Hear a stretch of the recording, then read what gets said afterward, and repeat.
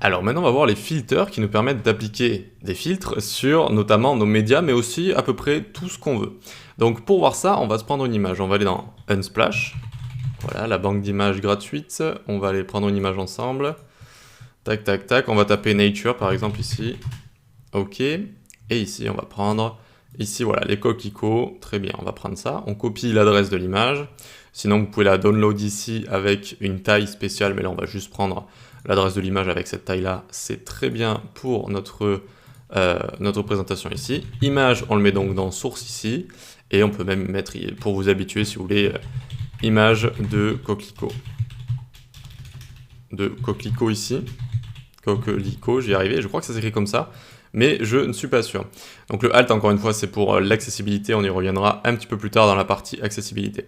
Donc là, on a notre image. Bon, elle est un petit peu trop grande, on va la réduire. On va aller dans le style ici. Alors ici, on peut enlever tout ce qui est background, etc. Super. Et on va prendre notre image juste ici. Et on va lui mettre une width de 700, par exemple. Hop. Et on a notre image qui prend 700 de large ici, très bien. Notez que l'image, quand on la réduit, quand on la grandit, sa hauteur va s'appliquer directement pour que ça ne déforme pas l'image, en fait, pour que ça ne déforme pas l'image. Par contre, si on fait l'erreur de commencer à changer les deux, là, vous pouvez avoir des déformations, voilà, vu qu'on force la hauteur et la largeur. Voilà. Donc là, on va rester sur du 600, 700 pixels comme ça, ok, et on va voir la propriété filter, c'est parti. Donc filter, ça s'écrit comme ça, et ça va être plein de valeurs qui vont être liées à des filtres. Et donc pour commencer, par exemple, blur. Blur, ça veut dire flou en anglais. Et ça va prendre des pixels ici. Et donc vous voyez, j'ai mis 5 pixels de flou, et ça nous donne du flou, hein, tout simplement. Plus j'en mets, plus ça va être flou. Et rapidement, vous voyez qu'au bout de déjà 15 pixels, c'est assez flou. Et 1 pixel, normalement, on devrait déjà avoir voilà, une petite différence, 3 pixels comme ça. Donc ça, c'est filter blur, rien de très compliqué, ça nous permet de rajouter du flou. Et en fait, ça nous permet d'éviter de passer par Photoshop, etc. pour gérer nos médias ou gérer des choses qu'on a envie de montrer. Sachant que ça ne fonctionne pas que sur les images, ça fonctionne sur tout et n'importe quoi. Si je mets un H1 en dessous, avec un Lorem 5, hop, ça va faire exactement la même chose sur notre H1 juste ici, si je lui mets un filter, tac, tac. Et hop, vous voyez qu'il est passé flou comme ça. Donc vous pouvez également le faire sur votre site directement. Donc pour l'instant, on va mettre le H1 en commentaire. On y reviendra un petit peu plus tard sur le texte. Donc très bien, ça c'est flou, rien de plus facile. Ensuite, on va avoir filter contraste par exemple. Contraste qui va nous permettre de gérer le contraste. Hein. Donc 100% c'est un contraste normal comme ça. Si je mets 150, tac, ça va commencer à avoir un très haut contraste. Et si je mets 250 par exemple, tac, on va bien le voir ici. Ok. Encore une fois, ça nous permet de ne pas passer par Photoshop. On va avoir également filter ici grayscale, assez sympa pour mettre tout ce qui est du gris en fait tout simplement. Donc ça commence à 0%, on met 50%, tac, on a beaucoup plus de gris et 100% on a 100% de gris comme ça permet de passer une image grise. Ça permet notamment aussi, niveau animation, etc., de montrer que quelque chose n'est pas disponible en mettant l'image en gris par exemple, et hop, dès que c'est disponible, on remet les couleurs. Ça peut se faire, ce genre de choses. Voilà pour Grayscale. Donc il y en a des valeurs, hein. Je vais vraiment vous montrer les plus intéressantes. On peut avoir filter invert, comme ça, tac, qui va inverser les couleurs. Et si je lui mets 50, normalement, il va passer en gris, comme ça. Parce qu'en fait, il va inverser les couleurs de 0 à 50%. Il va toujours garder les couleurs de base. Et à partir de 50, vous voyez que ça va complètement s'inverser. Et ça fait cet effet un petit peu avec les couleurs complètement inversées. Voilà. Donc directement, pas besoin de Photoshop ni rien, encore une fois. On peut avoir également filter opacity, qui est la même chose que notre opacity qu'on connaît déjà, c'est-à-dire que si je mets 50% ici, il y aura 50% de transparence, d'accord? Si je mets 10%, il y aura 90% de transparence, et on ne le verra quasiment plus. Donc voilà, ça c'est comme opacity, utilisez plutôt opacity que filter opacity. Ensuite, on va avoir filter saturate également, donc 100% c'est classique, et si je mets 200%, ça va saturer les couleurs comme ça, nickel. Ensuite, on va avoir Sepia, un filtre assez sympa.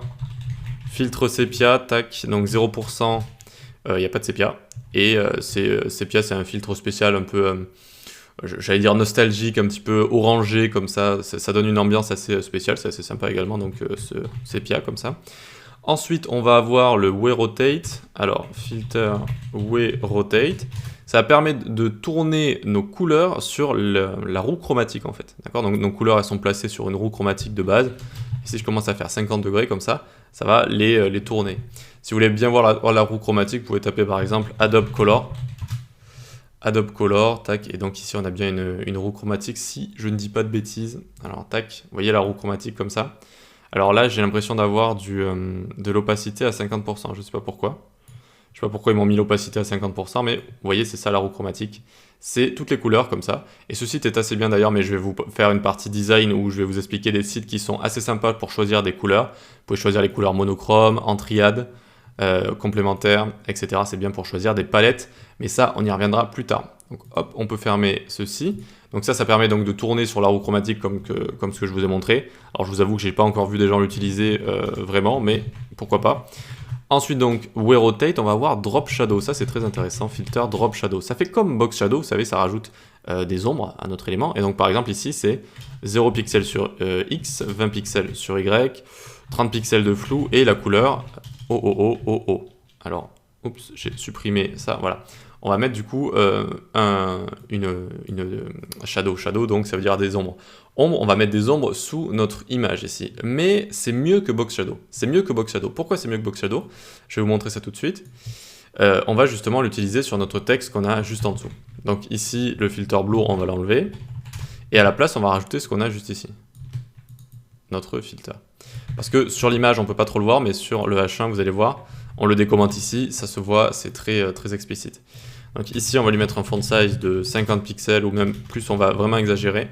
Alors, le raccourci, c'est pas fait. Ah, il s'est pas fait parce que ici, n'oubliez pas les points-virgules, sinon les raccourcis après ne fonctionnent pas ici. Sinon, on peut écrire font size, on appuie sur Entrée ou sur Tab, et hop, ça l'écrit directement. Donc on va mettre 150 pixels pour bien exagérer la chose. Et vous voyez notre texte ici, les ombres se sont mises sur les lettres, ce qui donne un effet beaucoup plus réaliste au final.